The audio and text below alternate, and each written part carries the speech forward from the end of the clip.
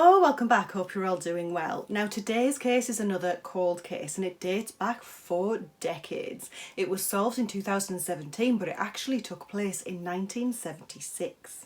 Now I didn't know about this case until very recently. It involves a very brutal, tragic murder, but it also involves a very famous pop duo from the 1960s and 70s. They're still well known today, but I think they were even more famous back then. They are responsible for releasing one of the most iconic records of all time, and I'm sure you'll recognise it. The group was the Righteous Brothers, and the murder involved one of their wives. In case you don't know them, the Righteous Brothers are pop duo Bill Medley and Bobby Hatfield. They started performing together in 1962 as part of a 5-person group called the Paramours, but they decided to branch off and form a duo called the Righteous Brothers, and they experienced most of their success in the 60s and 70s. Researching this, I actually realised they're not brothers. Even though they're called the Righteous Brothers, they're not actually related. You learn something new every day. The two men were known for their really strong singing voices. They were naturally at different pitches and so they complemented each other really well. They became really famous when they released their song You've Lost That Loving Feeling, and they became even more famous when they released the song Unchained Melody, which I'm sure you've heard of. It's in that iconic pottery scene in the film Ghost. One half of the Righteous Brothers was Bill Medley. And before he found fame, he met a beautiful young lady named Karen O'Grady, and that's where today's case begins. Karen Sue O'Grady was born on the 22nd of April 1946 in Independence, Jackson County, Missouri. Karen knew Bill from a young age. They went to the same church together, but they were just friends. They didn't start actually dating until Karen went to one of Bill's performances. There was a huge crowd of women at the performance, but Bill spotted Karen smiling up at him from where he was on the stage, and he decided there and then that he would ask her out. So after the performance, he went and asked Karen out, and she agreed, and she gave him her number. They dated in 1963 and married in 1964. By 1965, Karen had fallen pregnant and gave birth to their only son, Darren. Incidentally, 1965 is the same year that the Righteous Brothers released their hit single, You've Lost That Loving Feeling. Now, whilst this was amazing for the family because they'd had the birth of their first son and released a hit single, success comes with its own problems, and it certainly came with its own problems for Bill and Karen. Bill was becoming very famous and his group was becoming very successful, and as with most pop groups, when they become that successful they are frequently overworked, and due to that they succumb to exhaustion, and Bill certainly did. He described himself as a wreck, and he would get in at 2 or 3 a.m. in the morning and Karen would get out of bed and make him a meal. He said that she was an incredible wife that really looked after him. What also comes with fame and success is being able to have anything you want, and that includes women, and Bill took full advantage of that. He would frequently meet with women after his performances and live out his lavish, luxurious, adulterous lifestyle whilst Karen was at home taking care of their son. Bill then started an affair with Darlene Love, a singer who was around at the time, working with very famous singers including Bill Medley. It was at this point that Bill decided that he should divorce Karen. It wasn't fair on her, and he thought he might end up being with Darlene in the long term. So in 1970, Bill divorced Karen. Karen moved on from the divorce and met a new man named Klaas, and they started dating. Bill did come back on the scene a little bit later and tried to reunite with Karen, but she was happy with her new partner, so she said no. Bill accepted that and it was fine. They were on good terms, they were amicable, especially because they shared a son. It sounds to me like Karen was just a really good person. She could have dealt with Bill a lot differently than she did, and the fact that they were able to stay really good friends says a lot about her. In the end, Karen did marry Klaas and they had one son together, Damien.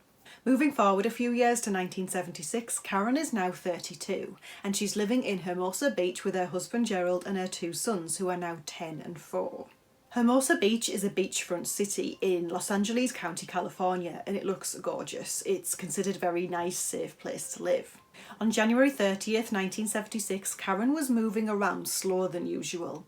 She'd been playing around on Darren's skateboard and had fallen off and broken her leg, so she was using crutches. That morning, Karen had a nice day planned. She dropped off her youngest son Damien to the McMartin preschool in Manhattan Beach, and her other son Darren was with his dad, Bill Medley, so she had the day to herself. She was due to meet her friends for breakfast, but she decided to stop off home first after dropping off Damien. Hermosa Beach is considered to be a safe place to live, and back in 1976 it was an even safer place to live. A lot of people would leave their doors unlocked. I know that it's the same in the UK. Back in those days, in the 60s and 70s, a lot of people did used to leave their doors unlocked because it was considered that safe, and Karen was no different. She would leave her doors unlocked too. Time passed and Karen never showed up for breakfast, and she never called anyone to say that she wasn't coming. Now, the next part I found difficult to clarify. Some reports say that the neighbours turned up at her house, and other reports say that the friends that she was due to meet showed up at her house. I'm more inclined to believe that it was her friends, as that would make more sense. Either way, two women showed up at her house and rang the doorbell. Karen didn't answer the door, and through the window the women could see her crutches on the floor, which they thought was strange, so they decided to enter the house.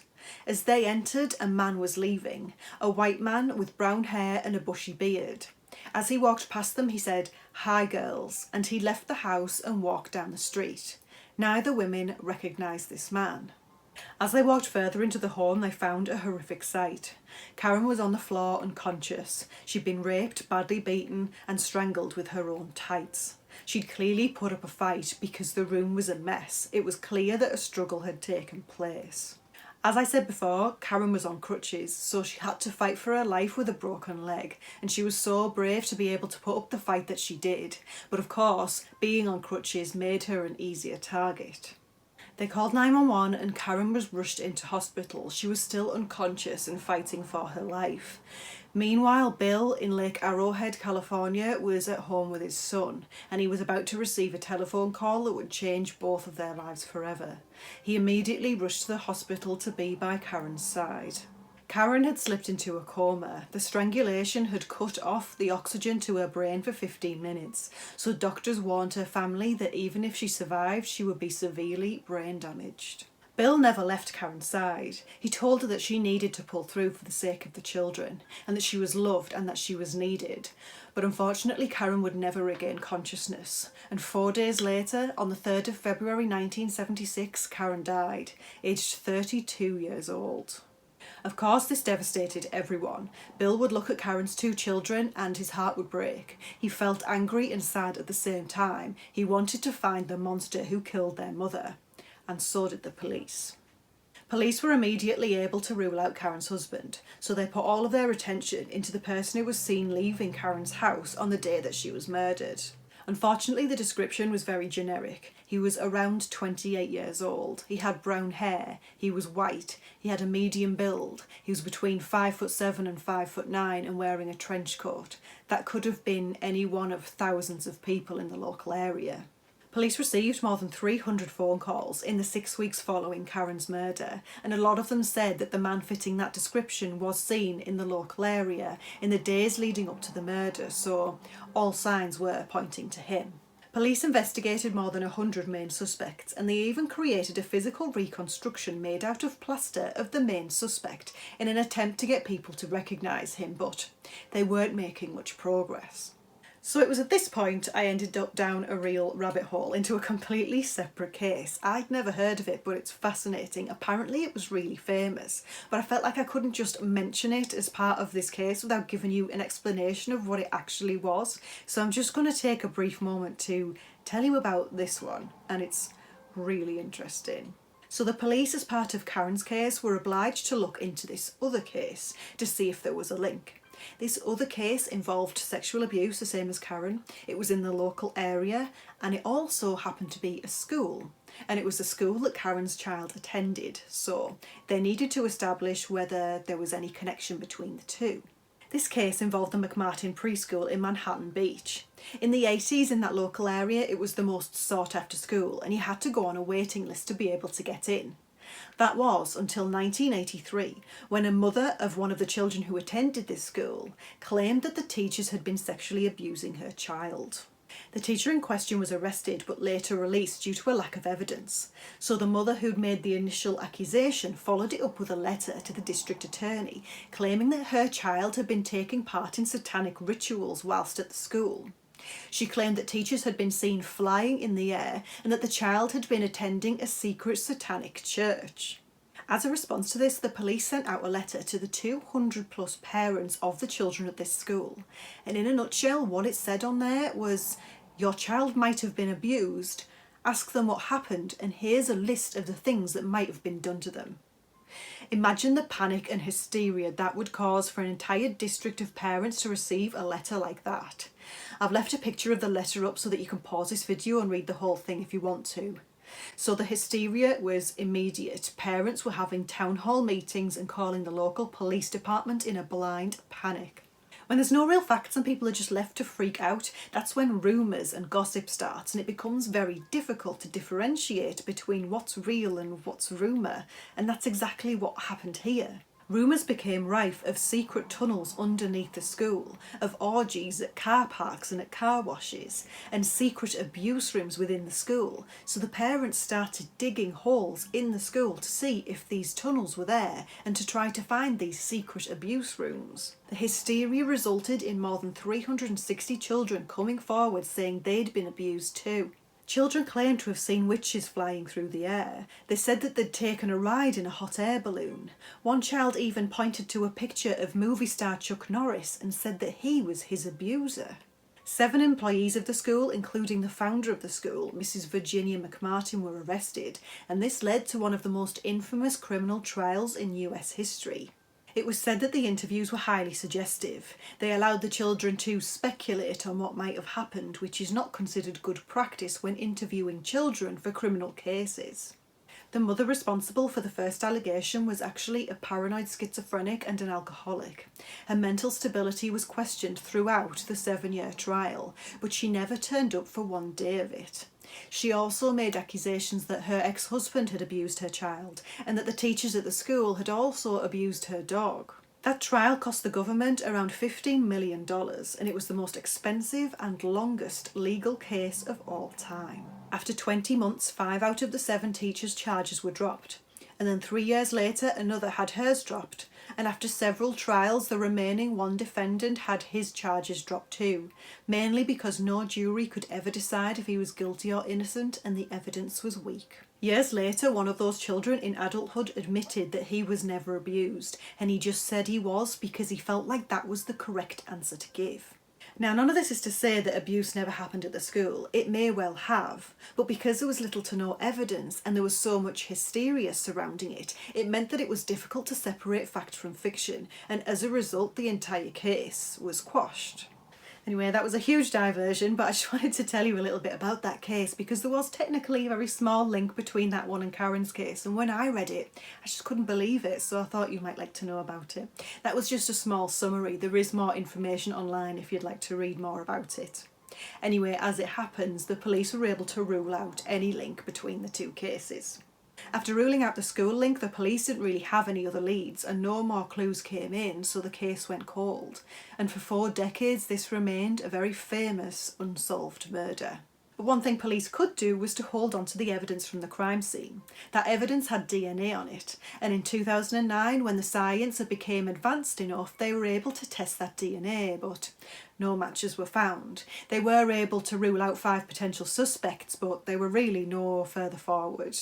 Then in 2011, police were able to conduct a DNA familial search, whereby they put the killer's DNA into the system, and if a relative of theirs has committed a crime, they'll be able to make that match and trace it back, but they received no matches from that either. Little did they know that soon after, a man would commit a crime who was related to the killer, and his DNA would be uploaded onto the database. So police ran another check in 2016 and a match came up, and all they had to do was trace that relative back to the killer. At the time, the only other case in California where this DNA method was used was to catch Lonnie Franklin Jr., the convicted serial killer known as the Grim Sleeper. Let me know in the comments if you'd like me to do a video about him. So finally, on the 30th of January 2017, 41 years to the day that Karen was murdered, police were able to release the name of her killer, and that man's name was Kenneth Troyer. There's not a lot of information out there about this man, but there was one source that gave an insight as to his background. Kenneth Eugene Troyer was born in 1946 in Los Angeles, and by 1964 he was 18 years old and living in Oregon. He was married to a woman of the same age named Jean Dalton, but they were divorced in 1973. In 1976, Kenneth moved to California, where it's thought that he was either living with or visiting his brother, who just happened to live down the road from Karen. It's thought that he murdered Karen and then moved back to Oregon and got married again to a woman named Valerie. So whilst he murdered someone and cut their life off at such a young age, he was able to continue his life and even get married. But he wouldn't be in Oregon for long, because a few years later he was back in California, and in the 80s he ended up getting arrested and sent to prison for robbery. It seems to me that Kenneth was a transient. He moved around a lot, and wherever he went, he caused misery. In January 1982, 36-year-old Kenneth is 3 months into his 4-year-long prison sentence at a low-security men's prison for armed robbery in San Luis Obispo. At this point, he decides he wants to leave, and that's exactly what he does. He walks straight out of the prison, and of course, a police manhunt is set up immediately. Whilst on the run, Kenneth creates more misery after a series of sexual assaults and robberies are reported to police. Police do come close to catching Kenneth after a rape is reported in Huntington Beach. They search for him for 3.5 hours, but as it turns out, Kenneth has stole the car belonging to the woman that he raped and he's drove off in it, so he's nowhere to be found. Then on March 14th, 1982, police receive a tip-off. They hear that Kenneth is due to meet a woman called Pamela Quinn in Santa Ana. He plans to leave the area in a stolen car, so they stake out the area and wait for him to arrive. Kenneth does turn up, but as police approach him, he runs to the stolen car and gets in it and takes off. He takes police on a high-speed car chase, but eventually loses control of the car and crashes into a tree. After the crash, police approach the car and tell Kenneth he needs to surrender. He does get out of the car with his hands raised, but then quickly turns around and reaches back inside of the car. This causes police to open fire and they shoot him multiple times in the back.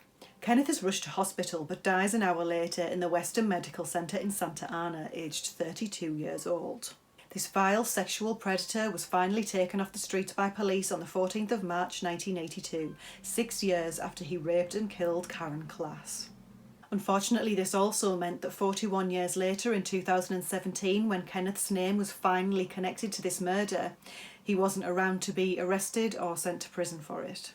Kenneth died before the law was introduced that DNA should be taken from offenders of certain crimes, and so throughout Kenneth's criminal career, his DNA was never taken and it was never uploaded onto the database. If it wasn't for investigators using the familial DNA match technique, it's likely Kenneth would never have been tied to this crime. Bill Medley, Karen's 2 grown sons, and the original police officers on the case in 1976 all attended a press conference in 2017 on the day that the information about Kenneth was released to the public. Bill said when he received the phone call from police that it was like an out-of-body experience and he just felt completely numb. After 41 years of trying to come to terms with the fact that they'd likely never know who did this to Karen, the police one day ring him and say, "We've solved the case." Bill said, "I figured that I probably knew the guy, but I didn't. Thank God I didn't know the guy. He just dropped out of the sky." Bill said that because Kenneth's brother lived a few blocks away from Karen, he was probably just out looking for a place to rob and took his opportunity when he saw it.